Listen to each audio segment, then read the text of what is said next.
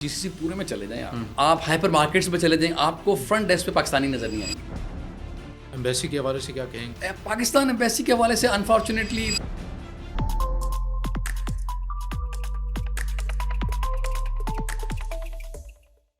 السلام علیکم ناظرین، میں ہوں آپ کا میزبان رضا عباس۔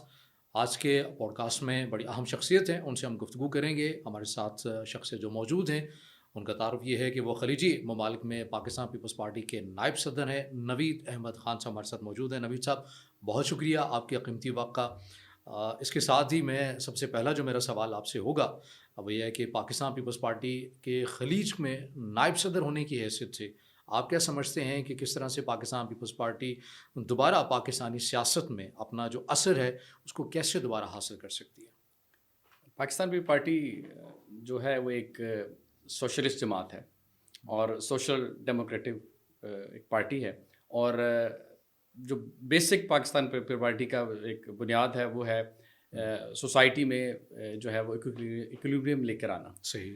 تو اب جب ہم بات کرتے ہیں کہ گلف کی بات کرتے ہیں، ٹھیک ہے کہ جو جتنے بھی ہیں، کیونکہ ہمیں جتنے بھی پاکستان کی جو سیاست ہے، اب اگر آپ دیکھیں تو اوورسیز پاکستانیوں کا بہت بڑا کردار ہے۔ تو وہ کیونکہ سوشل میڈیا کا دور ہے اور وہ بہت زیادہ انفلوئنس کرتے ہیں، اور میں یہ سمجھتا ہوں کہ جو پاکستان سے باہر جو اوورسیز پاکستانی ہیں ان کے پاس زیادہ ٹائم ہوتا ہے بارش میں جو پاکستان میں ہوتے ہیں، وہ ٹی وی زیادہ دیکھتے ہیں، خبریں زیادہ سے، تو زیادہ انفلوئنس کر سکتے ہیں۔ تو پاکستان پیپلز پارٹی کا رول میں دیکھتا ہوں کہ فیوچر میں بہت زیادہ برائٹ ہے۔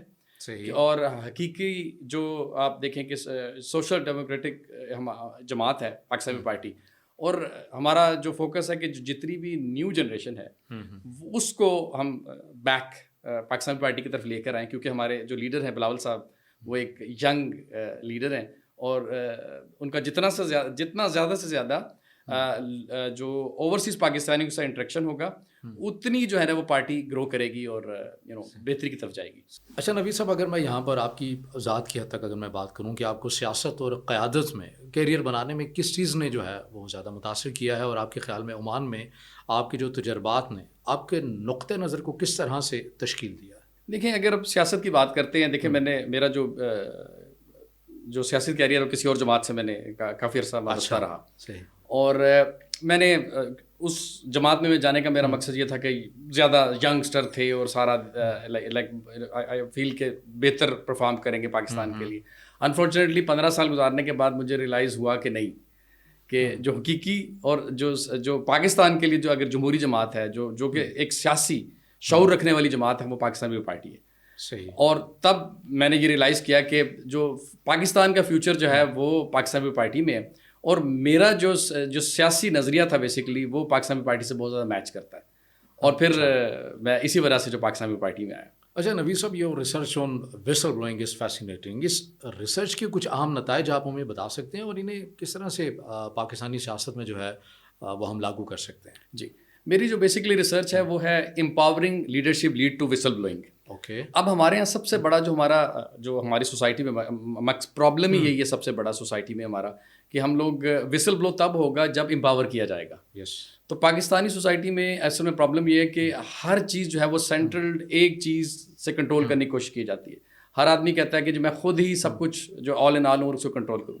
تو وسل بلو تب آئے گا پارٹی میں جب امپاور کریں گے آپ، جب آپ امپاور کریں گے لوگوں کو، لوگ اپنے ڈیسیژن لے سکیں گے خود، اور اچھے طریقے سے فیصلے اپنے خود کر پائیں گے، تو وسل بلو پیدا ہوگا۔ خود اعتمادی اگر ان کے اندر پیدا ہو، جی، خود اعتمادی پیدا ہوگی اور وہ وسل بلو کریں گے۔ I am talking about the internal whistle blow, جو میرا بیسکلی فوکس ہے۔ ٹھیک ہے۔ انٹرنل وسل بلو کسی بھی انسٹیٹیوٹ میں، وہ آپ کا گورنمنٹ سیکٹر ہے، وہ آپ کا پرائیویٹ سیکٹر ہے، تو آپ اپنے حدود میں رہ کر یو ڈو وسل بلو، تو اس سے جو ہے نا چیزیں جو ہے نا وہ بہتری کی طرف جاتی ہیں۔ دس از مائی جو میری بنیادی جو ایک ریسرچ ہے وہ that is. Young Pakistani expected society Oman کے صدر کی حیثیت سے اگر میں یہ آپ سے جاننا چاہوں کہ آپ کے خیال میں عمان میں جو مقیم پاکستانی کو کن چیلنجز کا سامنا رہتا ہے اور ان سے کیسے نمٹا جا سکتا ہے، اور بالخصوص پاکستانی ایمبیسی کے حوالے سے بتائیے گا کہ وہ وہاں پر کیسے کام کرتے ہیں؟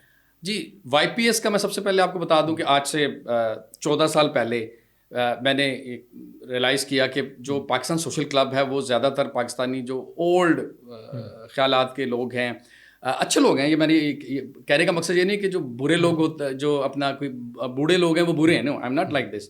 ینگسٹر کا کردار کم تھا, نئی سوچ والے. تو دین آج سے 14 سال پہلے میں نے YPS young Pakistani expectorate society کی بنیاد ڈالی عمان میں. تو اس کی بنیادی وجہ یہ تھی کہ ینگسٹر نہیں تھے, تو اس وجہ سے میں نے ینگسٹر کو اسٹریم لائن میں لے کر آئے عمان کے حوالے سے. تو ابھی جو آپ کا سوال ہے کہ کس طریقے سے جو ہے نا وہ بہتری کی طرف جو جا سکتے ہیں سوشل جو ینگسٹر کا آنا اس YPS کا, وہاں پر جو عمان میں جو مقیم پاکستانی ہیں انہیں کس قسم کے جو چیلنجز ہے ان کا سامنا بھی رہتا ہے, ان سے کیسے ڈیل کیا جا سکتا ہے, اور پاکستانی اچھا پاکستانی کو جو سب سے بڑا چیلنج تھا, میں ایک جو سب سے بڑا جو ہے نا ہمارا جو ایک سب سے بڑا چیلنج تھا وہ میں کہوں گا جو ہے وہ چیلنج تھا کہ پاکستانیوں کو جو ہے نا سافٹ امیج بیسکلی. اب وہ ایک سب سے بڑا چیلنج تھا پاکستانی. ایک میڈیا کے حوالے سے بھی اس طرح پروجیکٹ نہیں کیا جاتا پاکستان کو, تو that was the biggest challenge. تو ہمارا جو ہے نا سافٹ امیج فار پاکستانی اور networking, that was the 2 big issue تھے.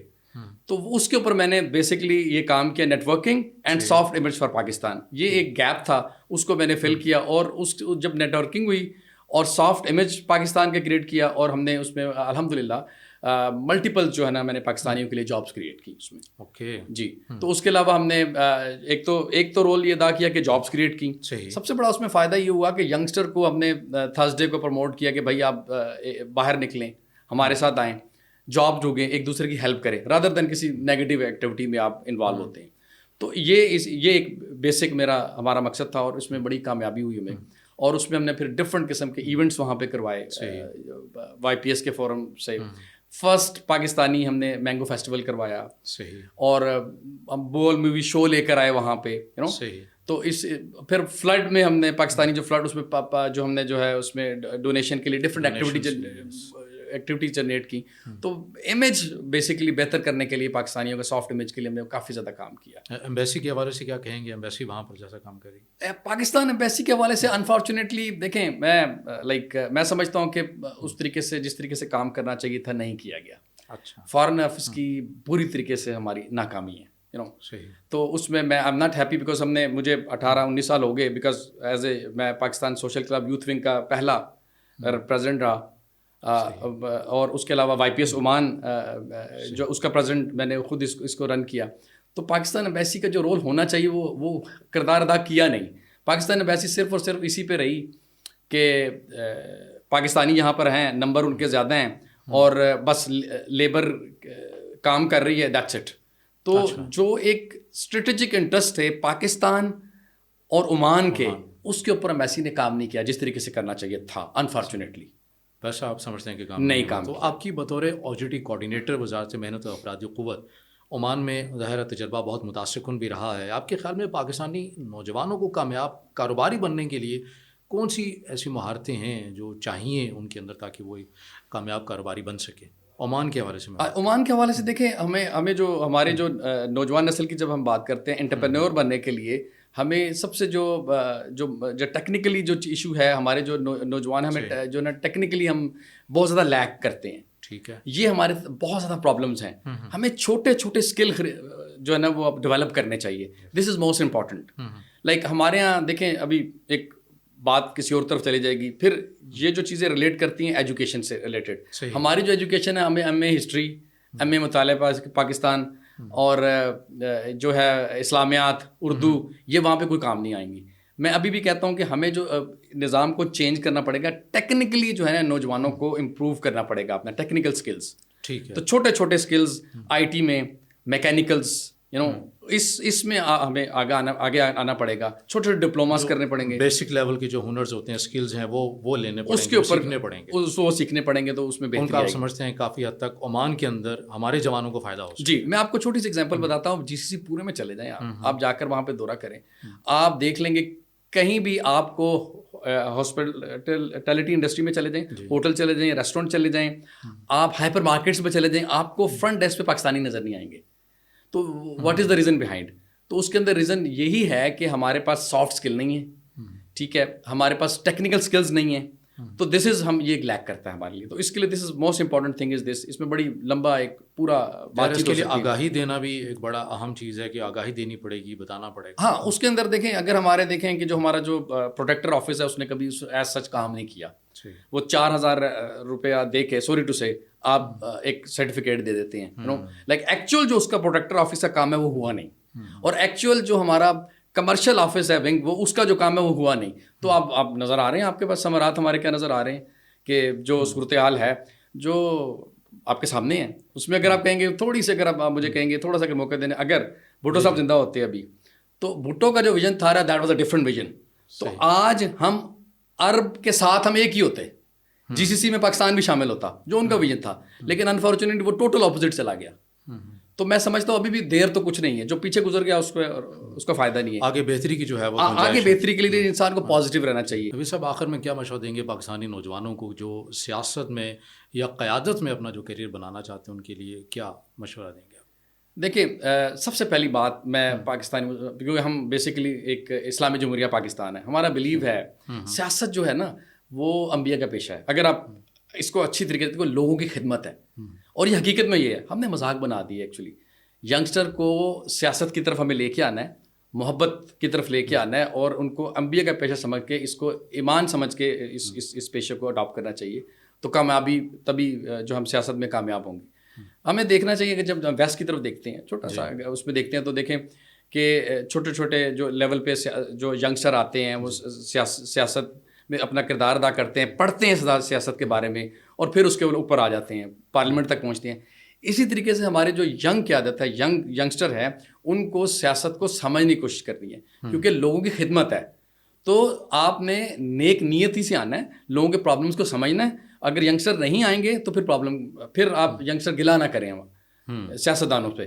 تو آپ نے آنا ہے, آپ نے لوگوں کے جو تکلیفوں کو سمجھنا ہے, اور تب جو ہے سیاست میں بہتری آئے گی. جب تک فقط گلے شکوہ تک نہیں رہنا بلکہ عملاً بھی آپ نے آنا ہے, گلے شکوہ تک نہیں آپ نے رہنا, آپ نے عملاً آنا ہے. آپ چھوٹے لیول پہ آئیں, آپ اپنے قصبے میں ہیں, آپ گاؤں میں ہیں, تحصیل میں ہیں, ضلع میں ہیں, اس سیاست میں آئیں. اور میڈیا کا دور ہے, ٹھیک ہے, ایک واٹس ایپ کے اوپر ایک چھوٹی سی کلپ کے اوپر سب چل جاتا ہے. اب کمپین کی بھی زیادہ بڑی ضرورت نہیں ہے. آپ اپنی ویڈیو بنائیں کہ بھی میں لڑنا چاہتا ہوں, میں سیاست میں آنا چاہتا ہوں, آپ دیکھیں لوگ آپ کا کیسے ساتھ نہیں دیں گے. تو یہ ہمارا ملک ہے, ہمیں سے محبت کرنی ہے, اور آپ نہیں آگے آنا ہے. تو سیاست میں جو ہے ینگسٹر کا آنا بہت زیادہ ضروری ہے. نبی صاحب بہت شکریہ آپ کے قیمتی وقت کا, اور بڑی اچھی گفتگو آپ نے سنی. ناظرین کے جیسا نوید احمد خان صاحب نے اپنے تجربات بھی بتائے ہیں, اپنی تحقیق کے حوالے سے بھی بتایا, اور پاکستانی نوجوان بالخصوص جو کہ عمان کے اندر ہیں, کس قسم کے اوپر اور کن جگہوں کے اوپر, کن شعبوں کے اوپر انہیں کام کرنا ہے تاکہ جو عمان کے اندر جو انہیں چیلنجز پیش آتے ہیں وہ اس سے نمٹ سکیں. آج کے پوڈ کاسٹ سے مجھے اجازت دیجیے. انشاءاللہ اگلے پوڈ کاسٹ میں ایک نئے مہمان کے ساتھ دوبارہ حاضر ہوں گے. اللہ حافظ.